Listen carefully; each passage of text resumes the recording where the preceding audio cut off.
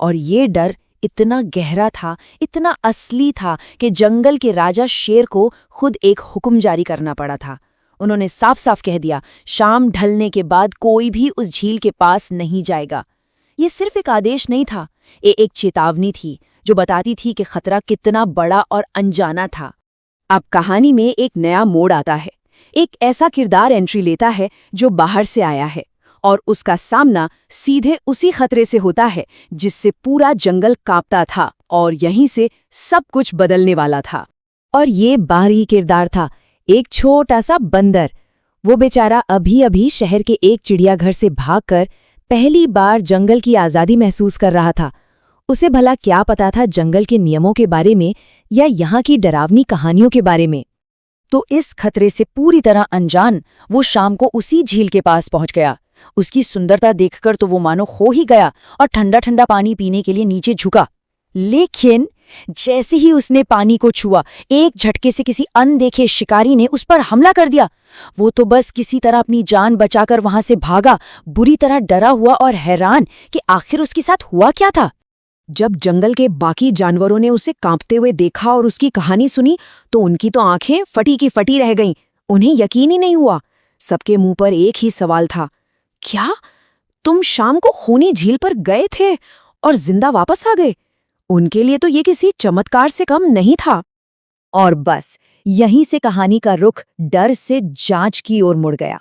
उस बंदर ने डर के आगे घुटने टेकने से साफ मना कर दिया और असली कातिल का पर्दाफाश करने की ठान ली। अब डरने की नहीं बल्कि सच जानने की बारी थी। अब जंगल में ना दो सोच आमने सामने थी। एक तरफ थे बाकी सारे जानवर जो सालों से यही मानते आ रहे थे कि झील खुद एक शैतान है, वही कातिल है। और दूसरी तरफ था हमारा बंदर, जिसका दिमाग कह रहा था कि कातिल झील नहीं बल्कि झील में छिपा कोई शिकारी है, शायद एक मगरमच्छ। तो सच को सामने लाने के लिए एक प्लान बना। शाम ढलते ही सभी जानवर अपनी सांसें रोके पेड़ों और चट्टानों के पीछे छिप गए। बंदर ने पानी में पत्थर फेंकना शुरू किया। तभी पानी से एक चट्टान जैसा विशाल आकार ऊपर आया। सब हैरान थे पर वो बिल्कुल भी नहीं हिला। उस चालाक मगरमच्छ ने सबको धोखा दे दिया था। लेकिन बंदर भी कहाँ हार मानने वालों में से था। उसने अपनी चतुराई दिखाई और चिल्लाया, अरे अगर तुम असली चट्टान हो तो कुछ बोल क्यों नहीं रहे? असली चट्टानें तो बात करती हैं। और वो मूर्ख मगरमच्छ उसकी बातों में आ गया और बोल पड़ा, मैं एक चट्टान हूँ, मैं एक मजबूत चट्टान हूँ। बस इसी एक पल में उसका सारा राज खुल गया। तो सच तो सामने आ चुका था, लेकिन खतरा अभी भी वहीं का वहीं था। अब बंदर ने अपनी बुद्धि का इस्तेमाल करके इस प्रॉब्लम का एक पक्का इलाज निकालने के लिए एक बड़ा ही चालाक जाल बिछाया। बंदर ने अपने शहर वाले मतलब चिड़ियाघर में सीखे हुए तरीके इस्तेमाल किए। उसने मजबूत लताओं से एक बड़ा सा फंदा बनाया और उसे बड़ी चालाकी से झील के किनारे पर लगा दिया। अब बस सही मौके का इंतजार था कि कब मगरमच्छ हमला करे और जाल में फंस जाए। और जानते हैं, प्लान ने एकदम कमाल का काम किया। जैसे ही मगरमच्छ ने शिकार पर झपट्टा मारा, वो सीधा फंदे में जा फंसा। और ये कोई मामूली फंदा नहीं था। मगरमच्छ जितना ज्यादा छटपटाता, रस्सी उसे उतना ही कसकर जकड़ लेती।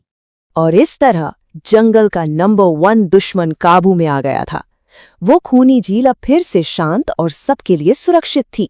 सोचिए, सिर्फ एक बंदर की चतुराई और हिम्मत ने पूरे जंगल को सालों पुराने डर से आजाद करा दिया। तो क्या ये कहानी सिर्फ एक मगरमच्छ को पकड़ने की थी? नहीं, बिल्कुल नहीं। इस कहानी की जो असली सीख है वो कहीं ज्यादा गहरी है।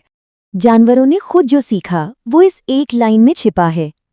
किसी जगह के बारे में कोई अफवाह सुनकर उसे छोड़ नहीं देना चाहिए, बल्कि उस अफवाह का हल खोजना चाहिए। मतलब डर कर भागने से कहीं बेहतर है डर की वजह को समझना। तो असली कातिल वो झील नहीं थी और ना ही वो मगरमच्छ। असली कातिल तो वो अनजाना डर था जिसकी किसी ने कभी जांच पड़ताल करने की हिम्मत ही नहीं की थी। बंदर ने उस डर से भागने के बजाय उसका सामना किया और सच को सबके सामने लाकर रख दिया। और ये कहानी हम सबको एक बहुत ज़रूरी सवाल के साथ छोड़ जाती है। ज़रा सोचिए, हमारी अपनी ज़िंदगी में ऐसी कौन सी खूनी झीलें हैं, कौन से ऐसे डर या बातें हैं जिन्हें हम बिना किसी जांच पड़ताल के बस यूं ही सच मानकर बैठे हैं।